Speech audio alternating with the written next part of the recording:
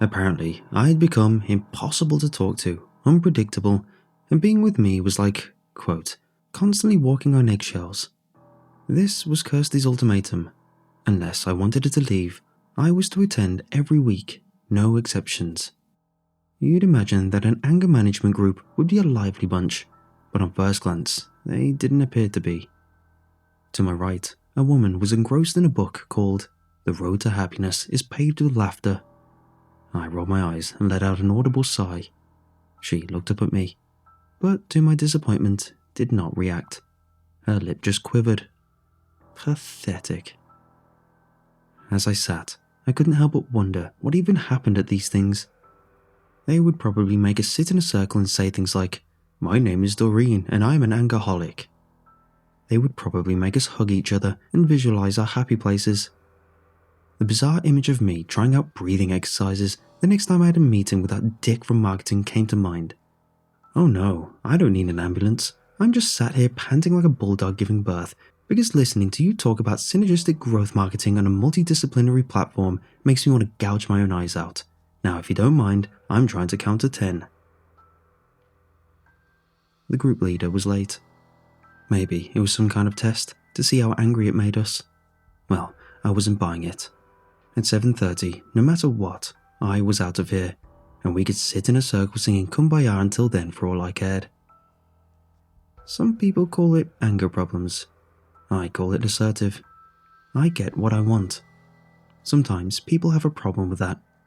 I nearly got fired for making Donna cry, but really, she deserved it. I'm sure she must have screwed her way to the top, because there was no way that someone so stupid could possibly have earned that position. If I had the authority to fire her, I would.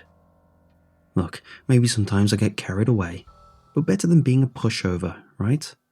There was nothing worse than those yes sir, no sir, 3 bags full sir guys.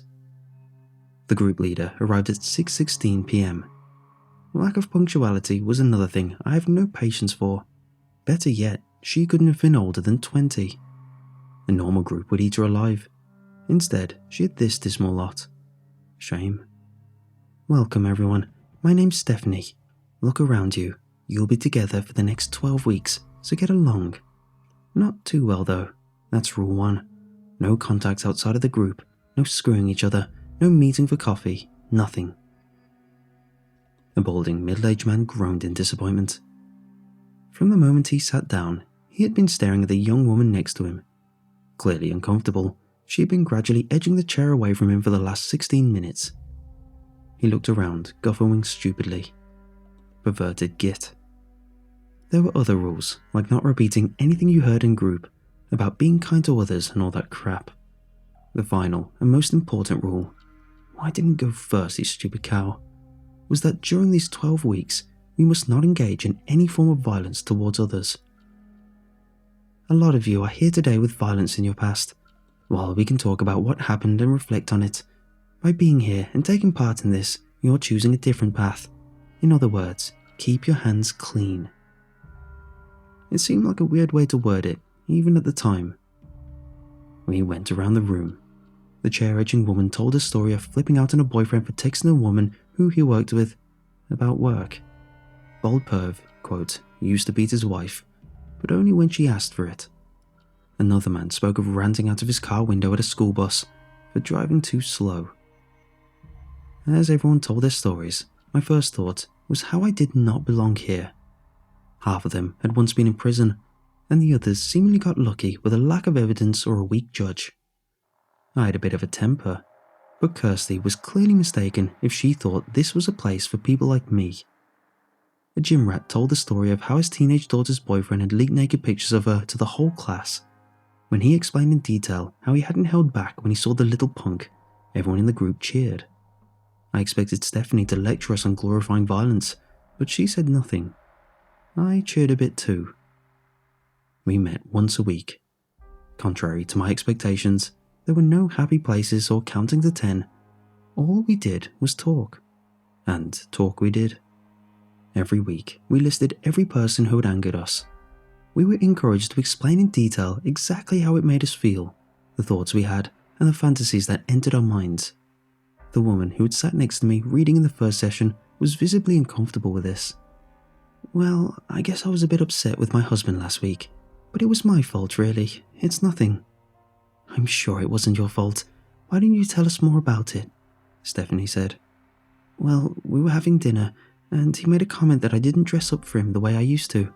He thinks I don't make an effort anymore. I've let myself go. That asshole, someone said, and there was a general murmur of agreement around the circle. No, it's not like that. He's right. I don't take care of myself anymore. I guess I don't think of myself as sexy anymore. Why didn't you tell us what thoughts were going through your head when you were feeling angry with him?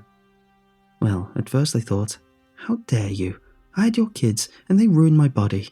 Of course I don't look the same. And he's not making much of an effort either. He's getting older and fatter, and his personal hygiene is lacking.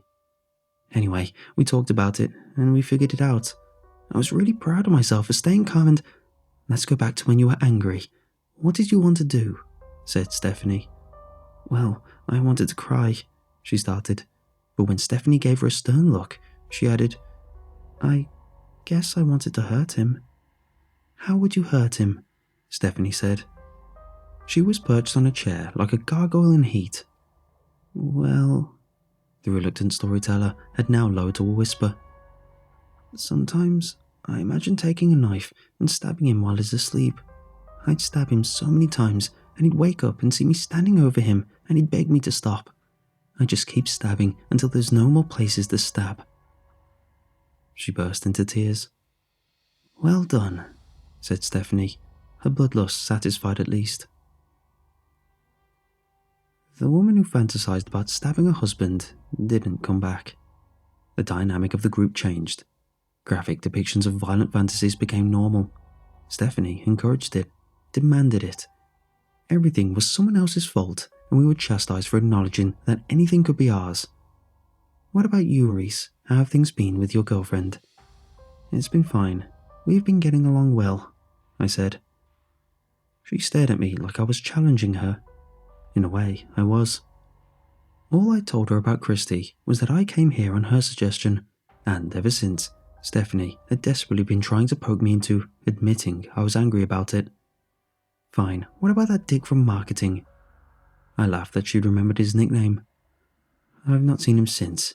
He's been off sick, I think. That's good news, she said, and moved on.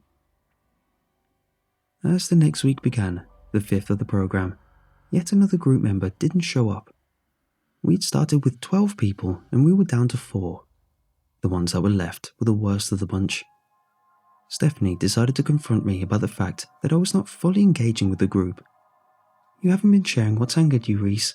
All we hear about is that dick from marketing. I still haven't seen him. He must have quit, I guess. Look, I just haven't been feeling that angry recently. I was trying to batter away, but she wasn't deterred in the slightest. Reese, you're at this group for a reason, and if you want to get better, you need to join in. The truth was, my anger wasn't getting any better. It was getting worse. If it wasn't for the ultimatum Christy had given me, I wouldn't have continued going to the group at all. The way they all spoke, and the way Stephanie seemed to get off on hearing it, really weirded me out. I started to wish we were doing trust falls and meditating after all. Stephanie continued to stare at me expectantly. Well, I guess my stepson made me angry this week, I offered. What happened? He's just a little turd. I say stepson, but his mother and I are not married. Still, I'm the closest thing to a dad he has. She had him when she was just 18, you know. Since we've been together, I've done everything I can for him. It's not been easy either. He knows I can't discipline him properly since I'm not his dad. Stephanie sent an opportunity. How exactly do you think he should be disciplined? Well, when I was a kid, I got spanked. I guess I wonder sometimes if that would help. My girlfriend has the patience of a saint, but she can be a bit soft on him. She believes in talking things out and being understanding. I get it, but at the same time, this kid is such a little turd. Everyone was staring at me. I felt tremendously guilty, but at least I got it off my chest. Maybe there was value in the group after all. That kid is disrespecting you, said one of the guys. Yeah, he needs a firm hand. He thinks he can walk all over you, said another. It's not up to me, I said. It's her son. She can raise him how she feels right. I don't know. No, go on, Reese. What were you about to say? Stephanie leaned forward. I know it sounds awful, but sometimes I wish he would just disappear, like he never existed. I know it's a really bad thing for me to say, but it would just be so much easier for me and Kirsty to build our relationship if he wasn't a consideration in everything. Thank you for sharing, Stephanie said with a smug smile. Another victory for her. I hated myself for saying it out loud. I hadn't even realized that it was what I'd been thinking for all these years. What kind of terrible human being would even think something like that, let alone say it to a room full of strangers? I couldn't concentrate anymore, so I left early. I slammed the door as I went, shutting out the room's protests. Of course, I couldn't go home, because the meeting wasn't over yet. Kirsty would lose her mind if she knew I'd left early, let alone the reason why. Not wanting to deal with the hassle, I went to the bar across the road. It was quiet and I ordered a whiskey. Unlike the movies, the bartender had no desire to listen to my problems, and so I sat drinking in silence. It took me only 7 minutes to finish my drink, so I ordered another, and then another. I have a vague memory of a brunette walking in at some point and sitting next to me. She was a 10 out of 10, with a plunging neckline and an inviting smile. I woke up the next morning, my tongue like sandpaper. I reached my arm out to Kirsty, but Kirsty wasn't there. I wasn't home at all, and instead found the girl from the bar still asleep. Damn. I grabbed my phone. 83 missed calls and my voicemail was full. I called Kirsty. I'm so sorry, I went for a couple of drinks and... Reese, get back here quick. The police are here. Tyler has gone. The police had no leads. It was like he simply vanished. According to Kirsty, 1 minute he was in his room, but when she checked on him soon after, he was gone. The window was open, but no neighbours had seen anything. All this despite the fact that it was far from the middle of the night. It had happened between 8 and 8:30 p.m. If I hadn't been in that bar... I didn't want to go to the group the following week, but Kirsty insisted. She told me she wanted to be alone for a while, and besides, the police were going to find him soon enough, so there was no reason not to carry on with life. Well, that's good news, said one of the guys when I told them the story. Good news? I repeated. Yeah, it's what you wanted, isn't it? For him to disappear. I didn't want... I think what he's trying to say, interrupted Stephanie, is that sometimes things have a way of working themselves out. Sometimes the things that make us angry don't stay in our lives for long. Now, you don't need to worry about it. Yeah, it's like my wife, said Bald Perv. If she hadn't been in her accident, I'd still be... They all looked at me like I took my dick out and peed in their cornflakes. He doesn't even listen to us. Why is he still in the group? Bald Perv complained. Reese, I told you already. My wife had an accident and fell down the stairs at home. She is in a hospital now, in a coma. And now I get a lot more peace. I can tell you that for nothing. Just get through the next few weeks for Christy. I zoned out for the rest of the meeting until I heard my name. Reese? Yeah, it's Reese. I'm mad at this week. It was Bald Perv again. This guy really needed someone to shut him up. Why? I said blankly. You think you're better than us. I can see it on your face. You act so high and mighty. But listen to what you just said the last week about that kid. Now you're here pretending to care. You're just the same as us. I rose to my feet. He looked frightened. You're a complete piece of crap. You prey on people who can't defend themselves, like your wife. I don't know why we're all pretending it's not blatantly obvious you pushed her down the stairs yourself. Reese, that's quite an accusation to make, said Stephanie. Why don't we... Oh, screw you, Stephanie. Once again, I left. I had no intentions of sitting around listening to Bald Perv's fantasies of what he wanted to do to, quote, take me down a peg or two. This time, instead of the bar, I went to wait in my car. If only they had taught us some breathing techniques, I might actually have used them. I couldn't get my head around what was going on. How was this a normal anger management group? Was this woman even licensed? There was a nagging feeling inside me I couldn't get rid of. I had to find out more. The first person to quit was the woman who had husband-stabbing fantasies. I'd start there. She had an unusual name, so finding her phone number was easy. "Hi, I'm sorry to bother you. It's Reese from the group you used to go to." "Reese?" "Yeah, look, I'm sorry to call you, and maybe I'm being crazy, but something strange is... I think I know why you're calling. It's happened to you too, hasn't it?" "What has?" "After the session, when I said that stuff about my husband, he was stabbed to death on his way home from work. He was stabbed in 71 places and he bled out on the street. The police have no suspects." It wasn't easy to find the others who had left the group, but I found some of them too. They all had the same story. After they discussed their anger in the group towards someone, their violent fantasy had been exacted on that very person soon after. I had complained about that dick from marketing. He didn't come back to work. I tried to rack my brain to remember what exactly I'd said, but I couldn't remember. It was just an off-the-cuff remark. Then I said I wished my stepson would disappear. It had come true, just like the others. I drove home, faster than I should have. I had to tell Christy and the police. She snapped. The police looked at me like I was insane, but promised to follow up the lead. Kirsty stormed out, but not before she ordered me to stay put in case Tyler came home. The next morning, there was a knock at the door. "Stephanie." "What the hell are you doing here?" I said. She smiled at me. That sickly sweet little girl smile she did, but didn't say a word. "I've told the police everything. It's too late. There's no point in trying to shut me up now." She just laughed. "You think I'm here to shut you up?" I instantly realized my mistake. This visit was nothing to do with Tyler. Bold Perv had complained about me. Anyone who angered a member of the group was made to suffer, even if it was another member of the group.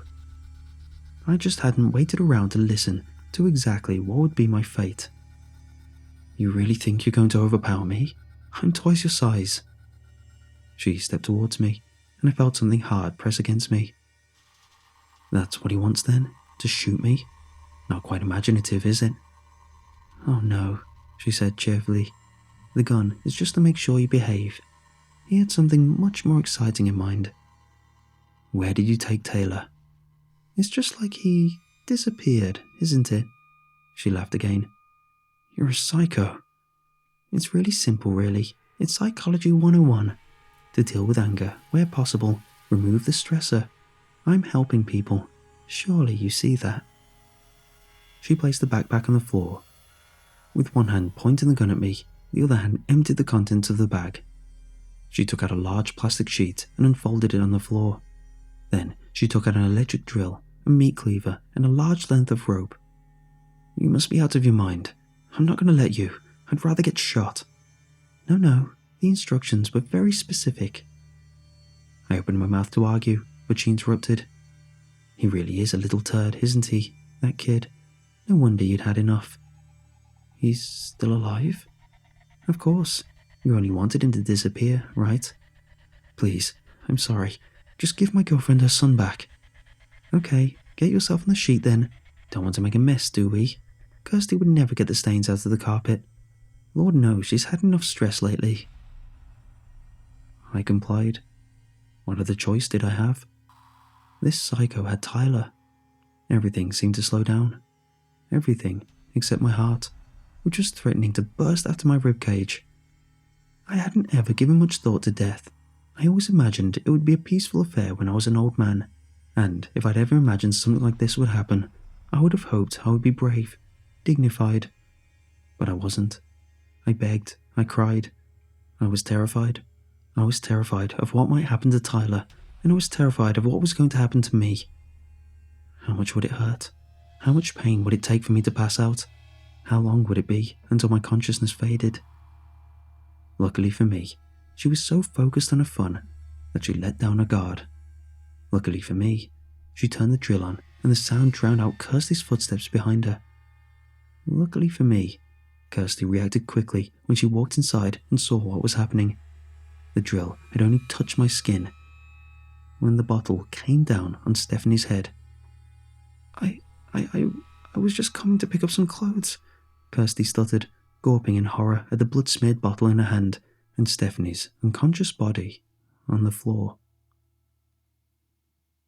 The police found Tyler. He was shaken, of course, but physically unharmed.